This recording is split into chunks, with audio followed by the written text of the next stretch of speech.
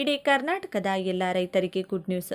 ಈ ವರ್ಷ ಮುಂಗಾರು ಅವಧಿಯಲ್ಲಿ ಧಾರಾಕಾರವಾಗಿ ಸುರಿದ ಮಳೆಯಿಂದಾಗಿ ರೈತರ ಎಲ್ಲ ಬೆಳೆಗಳು ಹಾನಿಯಾಗಿದ್ದು, ರೈತರಿಗೆ ಸರ್ಕಾರದಿಂದ ಈಗಾಗಲೇ ಎನ್ಡಿಆರ್ಎಫ್ ಹಾಗೂ ಎಸ್ಡಿಆರ್ಎಫ್ ವರದಿಯ ಆಧಾರಿತವಾಗಿ ರೈತರ ಖಾತೆಗಳಿಗೆ ಬೆಳೆ ಹಾನಿ ಪರಿಹಾರದ ಹಣವನ್ನು ಹಾಕಲಾಗಿದೆ. ಆದರೆ ರೈತರು ತಮ್ಮ ಜಮೀನಿನಲ್ಲಿ ಬೆಳೆದಿರುವ ಬೆಳೆಗೆ ಬೆಳೆ ವಿಮೆ ಮಾಡಿಸಿದ್ದಾರೆ. ಆ ಬೆಳೆ ಹಾನಿ ಪರಿಹಾರದ ಹಣವನ್ನು ರೈತರ ಖಾತೆಗಳಿಗೆ ಬಿಡುಗಡೆಯಾಗಲಿದೆ. ರೈತರ ಬೆಳೆ ವಿಮೆ ಹಣ ಬಿಡುಗಡೆಯಾಗಲಿದ್ದು, ಕಡ್ಡಾಯವಾಗಿ ಪ್ರತಿಯೊಬ್ಬ ರೈತರು ಕೂಡ ತಮ್ಮ ಖಾತೆಗಳನ್ನು ಪರಿಶೀಲಿಸಿಕೊಳ್ಳಿ. ಇಲ್ಲಾಂದರೆ ನಿಮ್ಮ ಖಾತೆಗೆ ಪರಿಹಾರದ ಹಣ ಜಮಾ ಆಗಲ್ಲ. ಕೆಲವು ಜಿಲ್ಲೆಗಳಿಗೆ ಇಷ್ಟು ಪ್ರಮಾಣದ ಬೆಳೆ ಹಾನಿ ನಷ್ಟದ ಪರಿಹಾರವಾಗಿ ಸರ್ಕಾರದಿಂದ ಹಾಗೂ ಇನ್ಸೂರೆನ್ಸ್ ಕಂಪನಿಯಿಂದ ರೈತರ ಖಾತೆಗಳಿಗೆ ಹಣ ಬಿಡುಗಡೆಯಾಗುತ್ತಿದ್ದು, ಆಯಾ ಜಿಲ್ಲೆಗಳಿಗೆ ಮತ್ತು ಆಯಾ ತಾಲೂಕುಗಳಿಗೆ ಮತ್ತು ಗ್ರಾಮ ಪಂಚಾಯಿತಿ ಮಟ್ಟಕ್ಕೆ ಪರ್ಸೆಂಟೇಜ್ ಪ್ರತ್ಯೇಕವಾಗಿ ಇದೆ. ಅದಕ್ಕಾಗಿ ರಾಜ್ಯದ ಎಲ್ಲ ಕಡೆ ಒಂದೇ ಮಾದರಿಯಾಗಿ ಇನ್ಸೂರೆನ್ಸ್ ಹಣ ಜಮಾ ಆಗಲ್ಲ. ಈ 2025 ಮತ್ತು 26ನೇ ಸಾಲಿನಲ್ಲಿ ರೈತರು ಪ್ರಧಾನಮಂತ್ರಿ ಫಸಲ್ ಬಿಮಾ ಯೋಜನೆಯ ಅಡಿಯಲ್ಲಿ ಇಫ್ಕೋ ಟೋಕಿಯೋ ಕಂಪನಿಯ ಮತ್ತು ಇತರೆ ಕಂಪನಿಯಿಂದ ರೈತರ ಬೆಳೆಗಳಿಗೆ ಇನ್ಸೂರೆನ್ಸ್ ಮಾಡಿಕೊಂಡಿದ್ದಾರೆ. ಇಲ್ಲಿಯವರೆಗೂ ಸರ್ಕಾರದ ಪರಿಹಾರದ ಹಣವನ್ನು ಮಾತ್ರ ಜಮಾ ಆಗಿದೆ.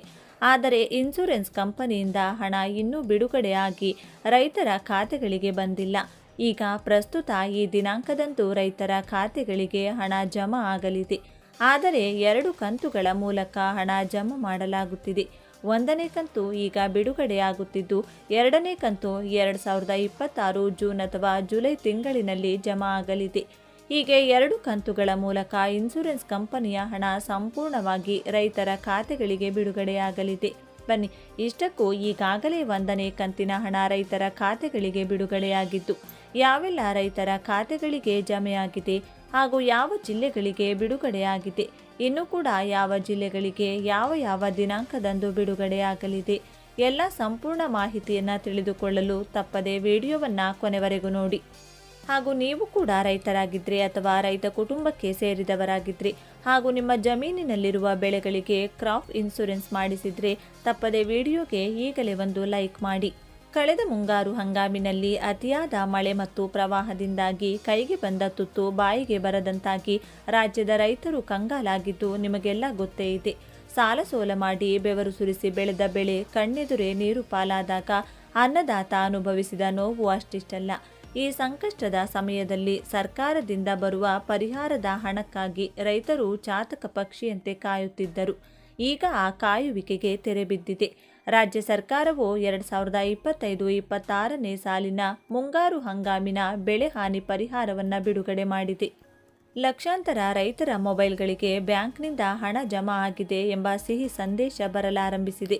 ಆದರೆ ಎಚ್ಚರ, ಇಲ್ಲೊಂದು ಟ್ವಿಸ್ಟ್ ಇದೆ. ಎಲ್ಲರ ಖಾತೆಗೂ ಹಣ ತಲುಪಿಲ್ಲ. ನಿಮ್ಮ ಊರಿನ ಪಟ್ಟಿಯಲ್ಲಿ ನಿಮ್ಮ ಹೆಸರಿರಬಹುದು. ನೀವು ಬೆಳೆ ಹಾನಿ ಅರ್ಜಿ ಕೂಡ ಸರಿಯಾಗಿದೆಯೇ ಸಲ್ಲಿಸಿರಬಹುದು. ಆದರೂ ನಿಮ್ಮ ಕೈಗೆ ಚಿಕ್ಕಾಸು ಬರದೇ ಇರಬಹುದು. ಇದಕ್ಕೆ ಕಾರಣವೇನು? ಬಾಕಿ ಉಳಿದ ರೈತರಿಗೆ ಹಣ ಯಾವಾಗ ಬರುತ್ತದೆ? ಮನೆಯಲ್ಲೇ ಕುಳಿತು ನಿಮ್ಮ ಸ್ಟೇಟಸ್ ಚೆಕ್ ಮಾಡುವುದು ಹೇಗೆ? ಸಂಪೂರ್ಣ ಮಾಹಿತಿ ನೋಡೋಣ ಬನ್ನಿ. ರಾಜ್ಯದ ಲೆಕ್ಕಾಚಾರ ಯಾರಿಗೆ ಬಂತು, ಯಾರಿಗೆ ಬಾಕಿ? ಸರ್ಕಾರ ಬಿಡುಗಡೆ ಮಾಡಿರುವ ಇತ್ತೀಚಿನ ಅಂಕಿಅಂಶಗಳ ಪ್ರಕಾರ ಪರಿಹಾರ ಪಾವತಿಯ ಚಿತ್ರಣ ಹೀಗಿದೆ. 80% ಪರಿಹಾರ ಜಮಾ. ರಾಜ್ಯದಾದ್ಯಂತ ಇಲ್ಲಿಯವರೆಗೆ ಸುಮಾರು 13,77,236 ಅರ್ಹ ರೈತ ಬ್ಯಾಂಕ್ ಖಾತೆಗಳಿಗೆ ನೇರವಾಗಿ ಪರಿಹಾರದ ಹಣ ವರ್ಗಾವಣೆಯಾಗಿದೆ. ಇನ್ನೂ ಬಾಕಿ ಇದೆ. ಆದರೆ ಸುಮಾರು 1,42,161 ರೈತರು ಇನ್ನೂ ಪರಿಹಾರದ ಹಣಕ್ಕಾಗಿ ಕಾಯುತ್ತಿದ್ದಾರೆ. 45,000 ರೈತರಿಗೆ ಶಾಕ್. ಇದರಲ್ಲಿ ಅತ್ಯಂತ ಬೇಸರದ ಸಂಗತಿ ಎಂದರೆ ಸುಮಾರು 45,000ಕ್ಕೂ ಹೆಚ್ಚು ರೈತರ ಅರ್ಜಿಗಳು ಕೇವಲ ತಾಂತ್ರಿಕ ದೋಷಗಳ ಕಾರಣದಿಂದ ಪೆಂಡಿಂಗ್ ಆಗಿವೆ ಅಥವಾ ಹಣ ವಾಪಸ್ ಹೋಗಿದೆ. ಹಾಗಾದರೆ ಈ ತಾಂತ್ರಿಕ ದೋಷಗಳೇನು? ನಿಮ್ಮ ಹಣ ಯಾಕೆ ಅತಂತ್ರವಾಗಿದೆ? ಲಿಸ್ಟ್ನಲ್ಲಿ ಹೆಸರಿದ್ದರೂ ಹಣ ಬರದೇ ಇರಲು ಈ 3 ಮುಖ್ಯ ಕಾರಣಗಳೇ ವಿಲನ್. ಹಲವು ರೈತರು, ಸರ್, ಕಂದಾಯ ಇಲಾಖೆ ಲಿಸ್ಟ್ನಲ್ಲಿ ನಮ್ಮ ಹೆಸರಿದೆ, ಆದರೆ ಬ್ಯಾಂಕ್ಗೆ ಹೋದರೆ ಹಣ ಬಂದಿಲ್ಲ ಅಂತಾರೆ ಎಂದು ಗೋಳಾಡುತ್ತಿದ್ದಾರೆ. ಇದಕ್ಕೆ ಪ್ರಮುಖವಾಗಿ ಈ ಕೆಳಗಿನ 3 ಕಾರಣಗಳಿರಬಹುದು. ಇವುಗಳನ್ನು ಸರಿಪಡಿಸದಿದ್ದರೆ ಹಣ ಬರುವುದು ಕಷ್ಟ. ಮೊದಲನೆಯದು NPCI ಮ್ಯಾಪಿಂಗ್. ಆಧಾರ್ ಸೀಡಿಂಗ್ ಆಗದಿರುವುದು ಅತ್ಯಂತ ಮುಖ್ಯ ಕಾರಣ. ಇದು ಅತಿ ದೊಡ್ಡ ಸಮಸ್ಯೆ. ಸರ್ಕಾರದ ಯಾವುದೇ ಯೋಜನೆಗಳ ಹಣ ನೇರವಾಗಿ ನಿಮ್ಮ ಖಾತೆಗೆ ಬರಬೇಕಂದ್ರೆ ನಿಮ್ಮ ಬ್ಯಾಂಕ್ ಖಾತೆಗೆ ಕೇವಲ ಆಧಾರ್ ನಂಬರ್ ಲಿಂಕ್ ಆಗಿದ್ರೆ ಸಾಲದು. ಅದು NPCI national payments corporation of India ಜೊತೆಗೆ ಮ್ಯಾಪಿಂಗ್ ಆಗಿರಲೇಬೇಕು. ಬಹಳಷ್ಟು ರೈತರ ಖಾತೆಗಳು ಆಧಾರ್ ಲಿಂಕ್ ಆಗಿರುತ್ತವೆ, ಆದರೆ NPCI ಮ್ಯಾಪಿಂಗ್ ಆಗಿರುವುದಿಲ್ಲ. ಹೀಗಾಗಿ ಹಣ ಬ್ಯಾಂಕ್ವರೆಗೂ ಬಂದು ನಿಮಗೆ ಜಮೆ ಆಗದೆ ವಾಪಸ್ ಹೋಗುತ್ತದೆ. ಎರಡನೆಯದು ಫ್ರೂಟ್ಸ್ ID ಮತ್ತು ಬ್ಯಾಂಕ್ ಹೆಸರಿನಲ್ಲಿ ವ್ಯತ್ಯಾಸ. ನಿಮ್ಮ ಪಹಣಿ ಅಥವಾ ಫ್ರೂಟ್ಸ್ ಐಡಿಯಲ್ಲಿ ಇರುವ ನಿಮ್ಮ ಹೆಸರಿಗೂ ಬ್ಯಾಂಕ್ ಪಾಸ್ಬುಕ್ ಮತ್ತು ಆಧಾರ್ ಕಾರ್ಡ್ನಲ್ಲಿರುವ ಹೆಸರಿಗೂ ಅಕ್ಷರಗಳಲ್ಲಿ ವ್ಯತ್ಯಾಸವಿದ್ರೆ, ಉದಾಹರಣೆಗೆ ರಮೇಶ್ ಮತ್ತು ರಮೇಶ, ಸಿಸ್ಟಮ್ ಅದನ್ನು ಸ್ವೀಕರಿಸುವುದಿಲ್ಲ. ಎರಡೂ ಕಡೆ ಹೆಸರು ಒಂದೇ ರೀತಿ ಇರಬೇಕು. ಮೂರನೆಯದು ಬೆಳೆ ಸಮೀಕ್ಷೆ ದೋಷ. ನೀವು ಹೊಲದಲ್ಲಿ ವಾಸ್ತವವಾಗಿ ಬೆಳೆದ ಬೆಳೆಗೂ ಬೆಳೆ ಸಮೀಕ್ಷೆ ಆ್ಯಪ್ನಲ್ಲಿ ದಾಖಲಾದ ಬೆಳೆಗೂ ವ್ಯತ್ಯಾಸ ಕಂಡುಬಂದರೆ ನಿಮ್ಮ ಅರ್ಜಿ ತಿರಸ್ಕೃತಗೊಳ್ಳುವ ಸಾಧ್ಯತೆ ಇರುತ್ತದೆ. ಈಗಲೇ ಚೆಕ್ ಮಾಡಿ ನಿಮ್ಮ ಹಳ್ಳಿಯ ಲಿಸ್ಟ್ ಮತ್ತು ನಿಮ್ಮ ಸ್ಟೇಟಸ್. ಕಂಪ್ಯೂಟರ್ ಸೆಂಟರ್ಗೆ ಹೋಗಿ ಹಣ ಖರ್ಚು ಮಾಡುವ ಅಥವಾ ಬ್ಯಾಂಕ್ಗೆ ಹೋಗಿ ಕ್ಯೂ ನಿಲ್ಲುವ ಅಗತ್ಯವಿಲ್ಲ. ನಿಮ್ಮ ಸ್ಮಾರ್ಟ್ಫೋನ್ನಲ್ಲೇ ಈ ಕೆಳಗಿನಂತೆ ಸುಲಭವಾಗಿ ಚೆಕ್ ಮಾಡಬಹುದು. ವಿಧಾನ 1. ನಿಮ್ಮ ಇಡೀ ಹಳ್ಳಿಯಲ್ಲಿ ಯಾರಿಗೆಲ್ಲ ಹಣ ಬಂದಿದೆ ಎಂದು ನೋಡಲು ಮೊದಲು ಗೂಗಲ್ನಲ್ಲಿ ಪರಿಹಾರ ಕರ್ನಾಟಕ ಎಂದು ಸರ್ಚ್ ಮಾಡಿ ಕಂದಾಯ ಇಲಾಖೆಯ ಅಧಿಕೃತ ವೆಬ್ಸೈಟ್ಗೆ ಭೇಟಿ ನೀಡಿ. ಮುಖಪುಟದಲ್ಲಿ ಕಾಣುವ ಗ್ರಾಮ ಹಂತದ ಪಾವತಿ ವಿಲೇಜ್ ವೈಸ್ ಪೇಮೆಂಟ್ ಎಂಬ ಆಯ್ಕೆಯ ಮೇಲೆ ಕ್ಲಿಕ್ ಮಾಡಿ. ನಂತರ ಈ ವಿವರಗಳನ್ನು ಸರಿಯಾಗಿ ಆಯ್ಕೆ ಮಾಡಿ. ವರ್ಷ 2025ರಿಂದ 26, ಋತು ಮುಂಗಾರು, ವಿಪತ್ತು ಪ್ರವಾಹ ಅಥವಾ ಮಳೆ, ನಿಮ್ಮ ಜಿಲ್ಲೆ, ತಾಲೂಕು, ಹೋಬಳಿ ಮತ್ತು ಗ್ರಾಮವನ್ನು ಆಯ್ಕೆ ಮಾಡಿ ಗೆಟ್ ರಿಪೋರ್ಟ್ ಕೊಡಿ. ಈಗ ನಿಮ್ಮ ಇಡೀ ಊರಿನ ಲಿಸ್ಟ್ ಓಪನ್ ಆಗುತ್ತದೆ. ಅದರಲ್ಲಿ ನಿಮ್ಮ ಹೆಸರು, ಸರ್ವೆ ನಂಬರ್ ಮತ್ತು ನಿಮಗೆ ಎಷ್ಟು ಹಣ ಜಮಾ ಆಗಿದೆ ಎಂಬ ಮಾಹಿತಿ ಇರುತ್ತದೆ. ವಿಧಾನ 2.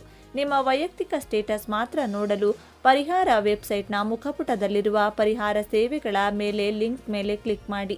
ನಿಮ್ಮ ಫ್ರೂಟ್ಸ್ ಐಡಿಗೆ ಲಿಂಕ್ ಆಗಿರುವ ಮೊಬೈಲ್ ನಂಬರ್ ಅಥವಾ ನಿಮ್ಮ ಆಧಾರ್ ನಂಬರ್ ಹಾಕಿ ಫೆಚ್ ಬಟನ್ ಒತ್ತಿರಿ.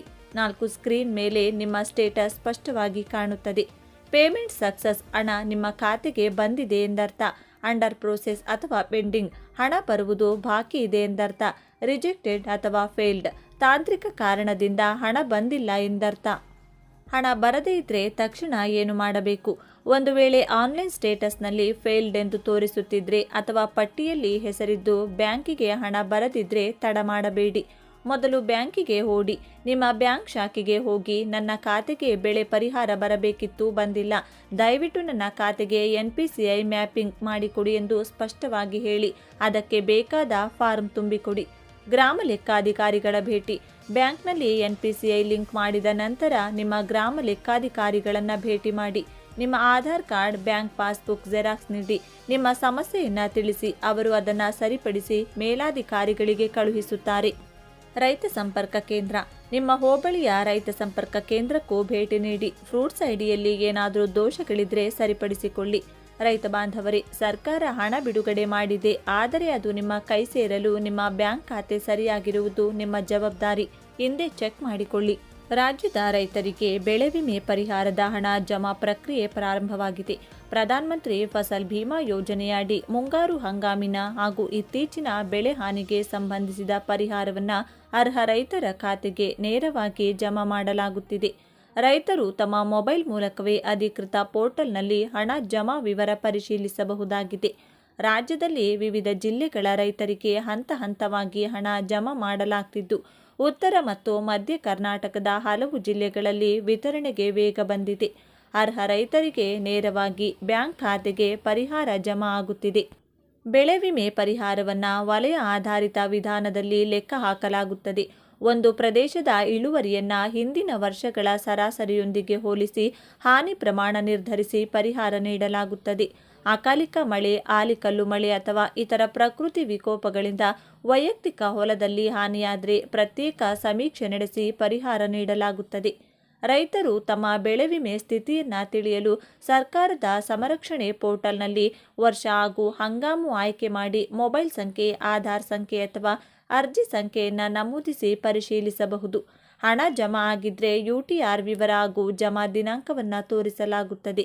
ಬೆಳೆ ವಿಮೆ ಪಡೆಯಲು ರೈತರು ನಿಗದಿತ ದಿನಾಂಕದೊಳಗೆ ನೋಂದಣಿ ಮಾಡಿಸಬೇಕು. ಬ್ಯಾಂಕ್ ಖಾತೆಗೆ ಆಧಾರ್ ಜೋಡಣೆ ಇರಬೇಕು ಹಾಗೂ ಬೆಳೆ ಹಾನಿಯಾದರೆ 72 ಗಂಟೆಯೊಳಗೆ ಮಾಹಿತಿ ನೀಡಬೇಕು ಎಂದು ಘೋಷಿಸಲಾಗಿದೆ.